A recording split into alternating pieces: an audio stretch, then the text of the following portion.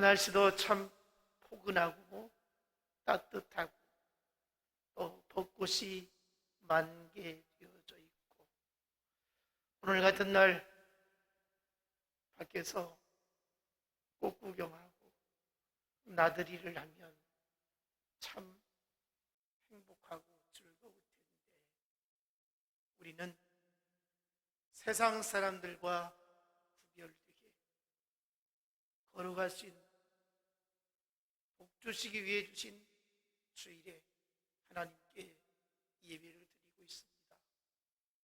여러분, 함께 예배 드릴 수 있게 되어서 감사합니다. 잘 오셨습니다. 정말 잘 오셨습니다. 우리는 예배에 목숨을 걸어야 합니다. 내 인생에 있어서 생명의 주인이신 하나님께 경배하며 만나는 이 시간, 예배가 참으로 소중함을 깨닫기를 원합니다. 예배드리는 자들에게 하나님께서 축복해 주시기를 원합니다. 예배하는 자에게 하나님의 은혜가 하늘로부터 여러분들의 일상에 내려지기를 축복합니다. 지난 주간에 이 시골 당분이 집에 갔다가 마침 제가 어렸을 때에 칼싸움도 하고 또 산속에 집을 짓고 놀았던 그 조그만 야산에 묘지 이장을 하는 것을 보았습니다. 무려 한 30여 기가 넘는 묘를 파묘를 하는데, 제가 궁금한 것이 있었습니다. 거기에는 왕릉과 같이 큰 묘도 있었고, 제가 어렸을 때에 진사라고 하는 당시에 그 관직에 있었던 사람의 묘가 거기에 있다라고 하는 소리를 듣게 되었습니다. 그래서 이장하는 데 가서 들여다보았습니다.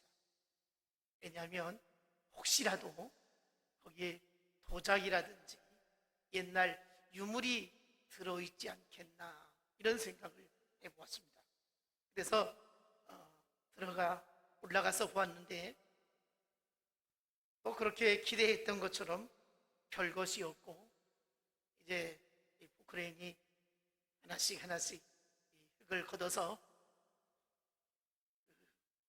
묻혀있는 그 시체가 무엇이 있나 남았나 들여다보니까 아주 한 줌의 검은색 거무스러운 그런 흙만 남아있고, 또 엽전 몇 개 들어있는 것을 보았습니다. 수십 년, 수백 년 된 이 묘지에 아무것도 특별한 것이 없었습니다. 조선시대의 진사의 신분은 그 국가시험인 과거시험, 이 대과의 예비시험인 소과에 합격한 사람을 말합니다. 그러니까 초급 관리가 되거나 중앙으로 진출하기 위해서 우리가 흔히 말하는 과거 시험에 응할 수 있는 자격을 주어지는 시험이 바로 이 진사 시험이라고 합니다. 이런 진사는 이제 지방에 그 관직을 맡게 되어지는데, 주의가 생기고 또 신분이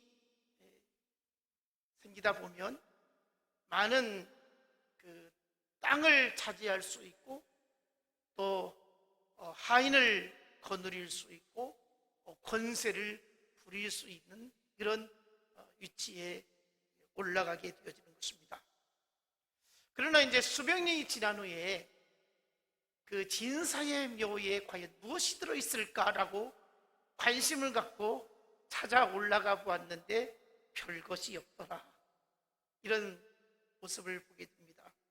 바로 이것이 인간이 이 세상에서 남겨지는 전부가 아닌가, 이런 생각을 해보았습니다. 몇백 년 전에 그 진사가 그 동네에서 얼마나 굉장한 힘을 가지고 권세를 부리며 많은 하인들을 거느리고 호의호식하며 살았을까, 이런 생각을 해봅니다. 그래서 그 지역에 있는 땅을 다 차지하게 됐죠. 그랬는데 오랜 세월이 지나서 그의 무덤을 파보니까 아무것도 아니더라는 것을 보게 됩니다. 하나님 말씀대로 인간은 흙으로 왔으니 흙으로 돌아가라는 진리를 깨달을 수가 있습니다. 그래서 인간에게는 무엇보다도 영혼이 중요하다는 것입니다.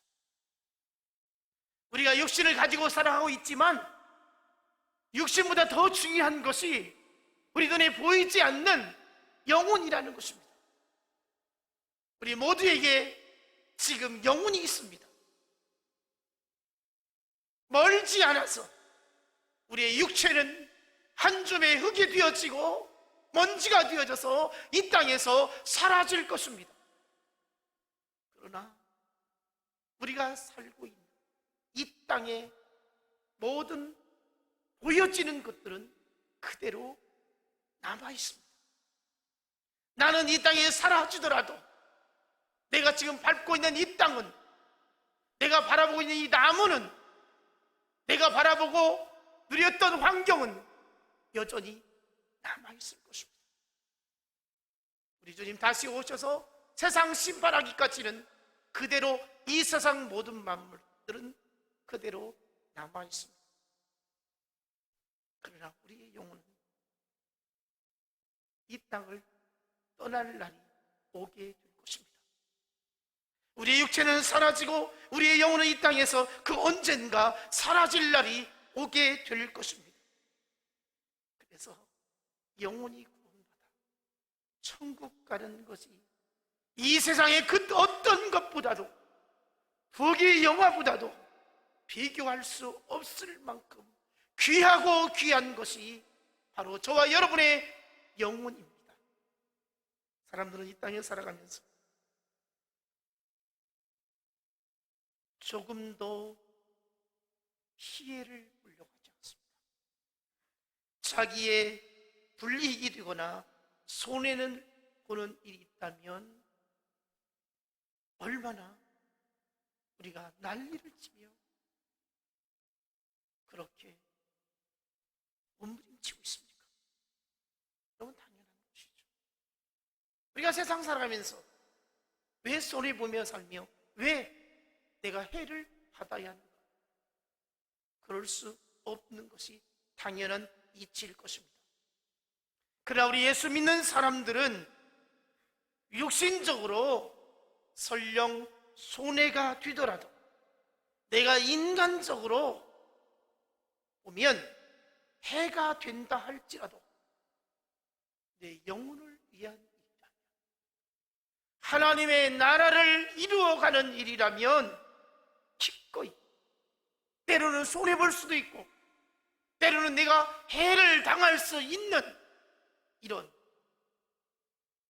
넉넉한 마음, 주님을 닮아가는 마음을 가질 수 있기를 원합니다. 바로 이것이 오늘 설교 제목처럼 말씀 안에서 희망을 갖는 삶이라는 것입니다. 오늘 본문을 보니까 유다왕 시드기야 통치 10년째에 예루살렘에 바벨론 군대가 쳐들어와서 2년째 호위하고 있는 상황입니다. 유다가 시드기왕 11년 내에 완전히 망하였으니까 완전히 망하기 1년 전에 일어났던 일입니다. 백성들은 바벨론의 핍박으로 인해서 정상적인 삶을 살 수가 없었습니다. 또한 나라에 기근이 찾아왔고 전염병이 창궐했습니다. 백성들은 이런 할 수 없는 고통 가운데에 이르게 되었던 것이죠. 아무도 도와줄 수 없는,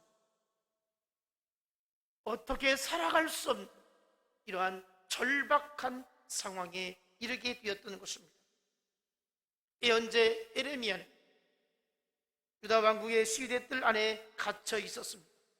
이때에 예레미야 32장 3절 5절 보면 시드기야가 이 예레미야 선지자를 부르게 됩니다. 하나님의 말씀을 듣고 싶었던 것이죠. 이 나라가 지금 위기에 있는데 하나님의 뜻이 무엇이냐? 하나님이 뭐라고 너에게 말씀해 주시더냐? 선지자이니까 하나님의 음성을 듣고 있지 않느냐라고 이렇게 물었던 것입니다. 예레미야는 왕이 듣고 싶은 이야기가 무엇인 줄 알았습니다. 저 바벨론 군대가 철수되어질 것이고 이 나라는 하나님의 은혜 가운데서 회복되어질 것입니다. 이 말을 듣고 싶었을 것입니다. 그러나 전혀 다른 하나님의 말씀을 전하게 됩니다. 그것이 무엇이었느냐면 유다는 바벨론 왕의 손에 넘겨질 것입니다. 뿐만 아니라 왕도 저들에 끌려가게 될 것입니다.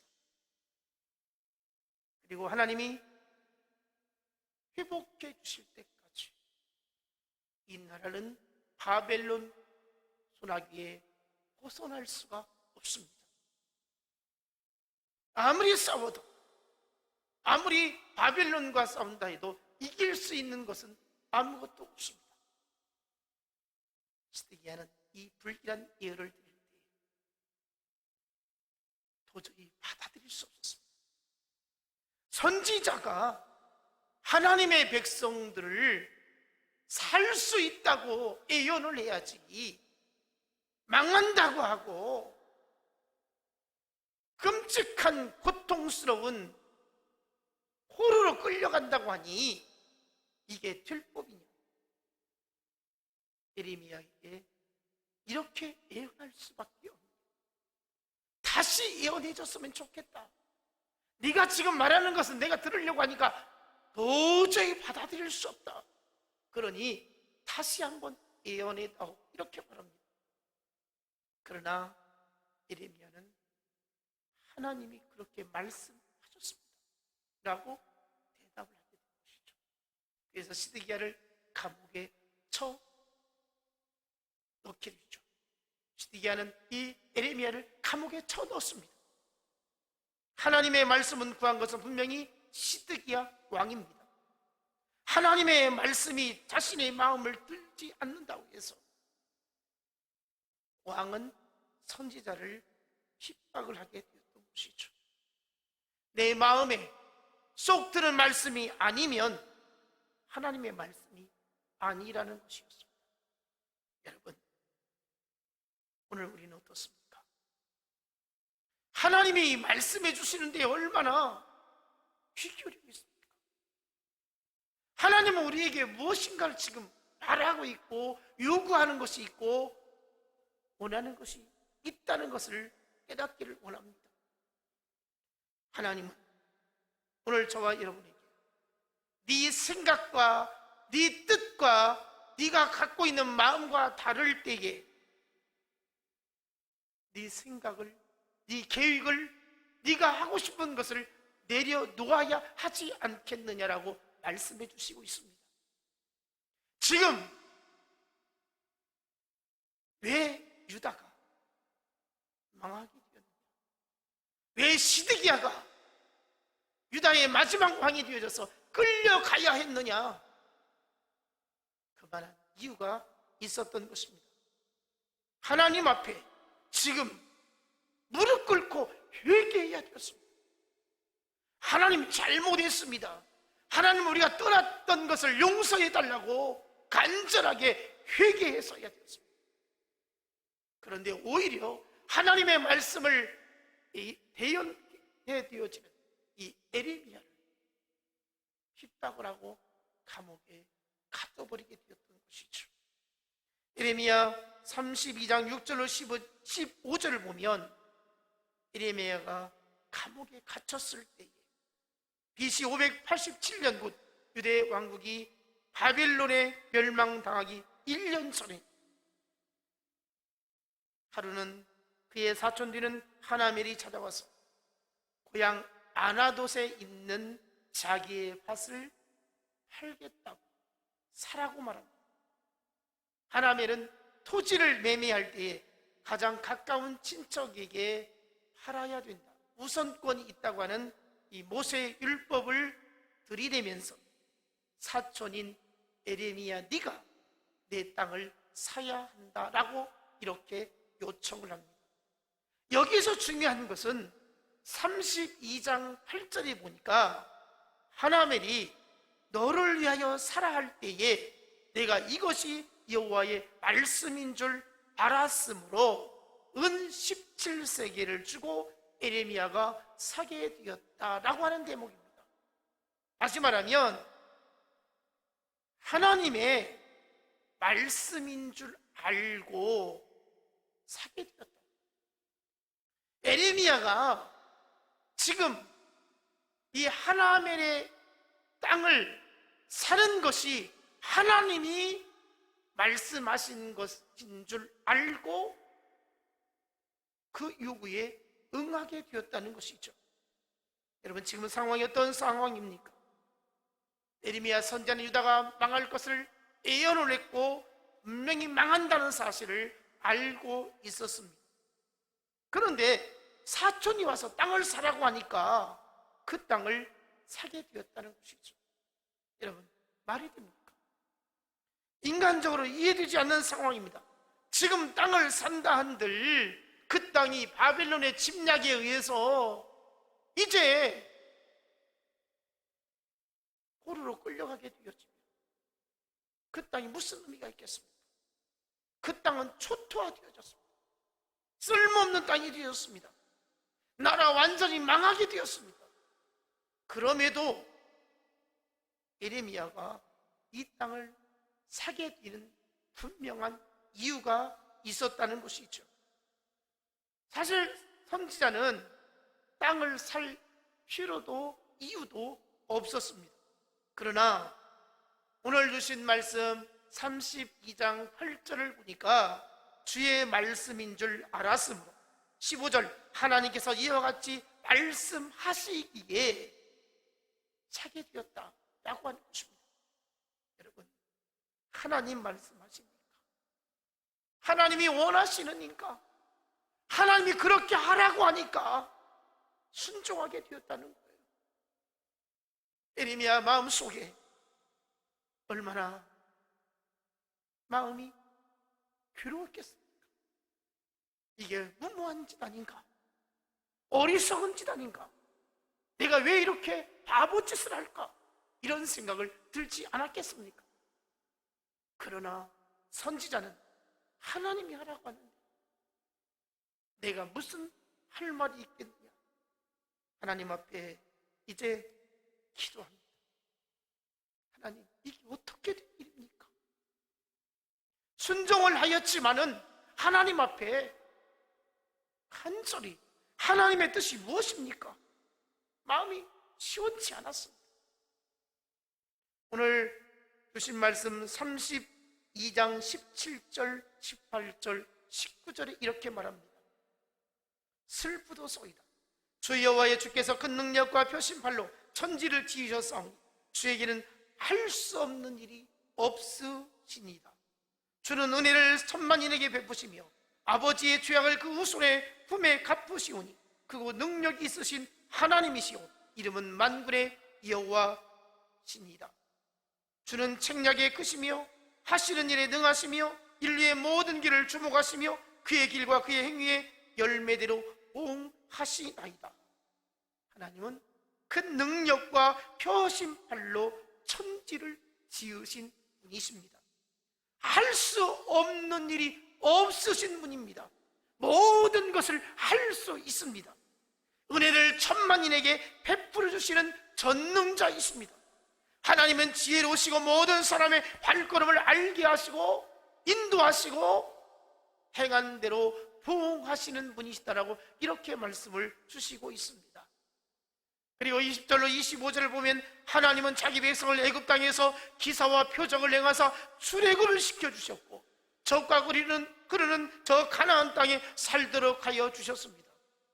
하지만 모든 것을 완벽하게 자기 백성을 축복의 땅으로, 편안히 살 수 있는 땅으로, 하나님의 은혜 가운데 살 수 있는 기름진 땅으로 인도해 주셨건만 이스라엘은 하나님 앞에 불순종했습니다. 죄악이 넘쳐났습니다. 본문 23절, 그들이 들어가서 이를 차지하였거늘 주의 목소리를 순종하지 아니하며 주의 율법에서 행하지 아니하며 무릇 주께서 행하라 명령하신 일을 행하지 아니하였으므로 주께서 이 모든 재앙을 그들에게 내리셨나이다. 지금 하나님이 축복의 땅에 살도록 해주셨는데 그들은 주의 목소리에 순종하지 아니했고 율법을 지키지 아니했고 주의 명령을 따르지 아니했습니다. 그래서 이 재앙이 내려지게 된 것을 알고 있습니다. 지금 예레미야가 사촌이 땅을 사라고 하는데 그 땅을 사고 나서 하나님이 이런 하나님이시지 않습니까? 하나님이 하시고자 하는 일은 무엇이든지 다 하실 수 있지 않습니까? 이 백성이 하나님의 은혜를 쳐버렸습니다. 이 백성이 하나님의 사랑을 그렇게 받았음에도 불구하고 하나님을 떠났습니다. 그래서 이렇게 하나님이 진노하셔서 저 바벨론을 통해 이 땅을 함락하시고 이 땅을 사람이 살 수 없는 땅으로 만들어 하시고 이 땅에 살고 있는 하나님의 백성들이 바벨론 포로로 끌려가게 된 것입니다. 하나님이 하시는 일을 예레미야는 고백했고 마땅히 하나님이 알아서 선하신 뜻을 쫓아서 이루심을 믿는다는 고백이었던 것입니다. 예레미야는 24절 25절에서 갈대아인들이 이미 이 땅에 들어와 있다고 하면서 주께서 내게 은으로 밭을 사며 증인을 세우라 하셨기에 그대로 순종했습니다. 하나님대로 순종했습니다. 주의 뜻을 밝히 보여 주옵소서.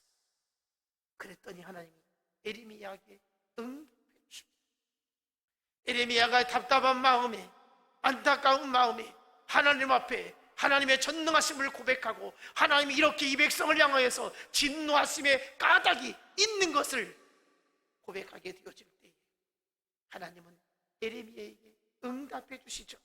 예레미야 32장 27절, 나는 여호와여 모든 육체의 하나님이라 내가 할 수 없는 일이 있겠느냐. 하나님이 예레미야에게 주시는 말씀이에요. 내가 할 수 없는 일이 있겠느냐. 나는 다 할 수 있다는 거예요. 37절, 보라 내가 노염과 불엄과 큰 분노로 그들을 쫓아 보내었던 모든 지방에서 그들을 모아들여 이곳으로 돌아오게 하여 안전히 살게 할 것이다.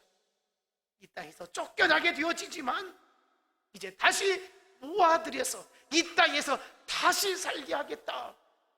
38절, 그들은 내 백성이 되겠고 나는 그들의 하나님이 될 것이다. 그들은 내 백성이라는 거예요. 나는 그들의 하나님이라는 거죠.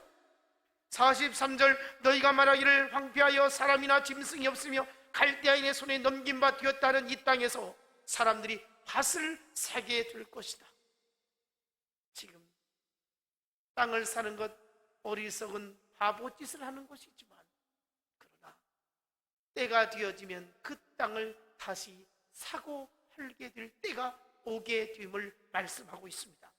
44절, 베냐민 땅과 예루살렘 사방과 유다 성읍들과 산지의 성읍들과 저지대의 성읍들과 네게부 성읍들에 있는 밭을 은으로 사고 증서를 기록하여 봉인하고 증인을 세우리니 이는 내가 그들의 포로를 돌아오게 함이니라. 여호와의 말씀이니라. 한마디로 말하면 다시 회복해 주겠다는 겁니다. 하나님은 에리미야에게 한순간도 내 백성을 내가 버리지 않았다는 거예요. 내 백성을 포기한 적이 없다는 거예요. 황폐함 속에서도 하나님은 계속해서 일하고 계셨다고 말씀을 하고 있는 거예요. 여러분, 우리가 믿음으로 살면 세상과 타협하지 않는 희망을 갖게 되어지는 것입니다. 사람은 포기하지만 하나님은 우리를 절대로 포기하지 않는다는 것입니다. 전쟁과 기근과 전염병에서 세상을 다스리는 권세가 아니라 하나님의 선하심과 하나님의 능력이 이 모든 것을 정복해 갈 수 있다는 것입니다. 하나님이 하신다는 거예요.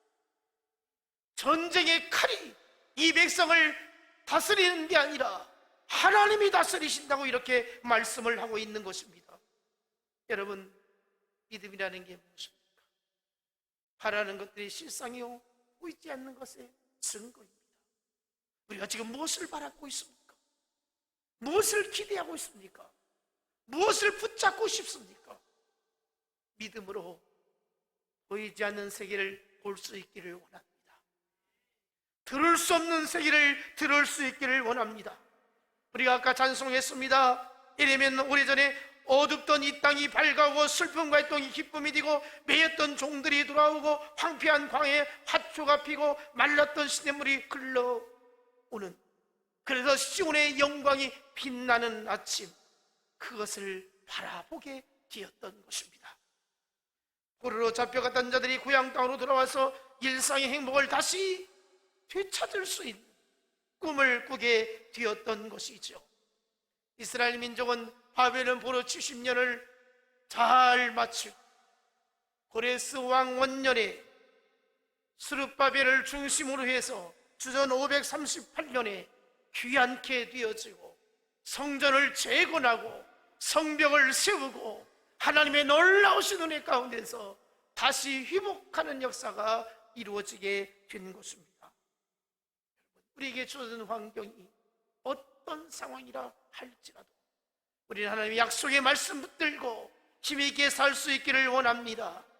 언젠가는 하나님이 정하신 때에 우리가 힘들어, 우리가 지쳐있는 문제를 해결해 주심을 믿습니다. 예레미야는 아나도스의 땅을 구입하는 데은 17세겔에 구입하였다고 말하고 있습니다. 당시 1세겔은 노동자의 4일 품삯 정도의 가치였다고 합니다. 그렇다면 17세기는 노동자가 68일간 일했던 임금의 분량과 같습니다. 바벨론의 침공을 받아서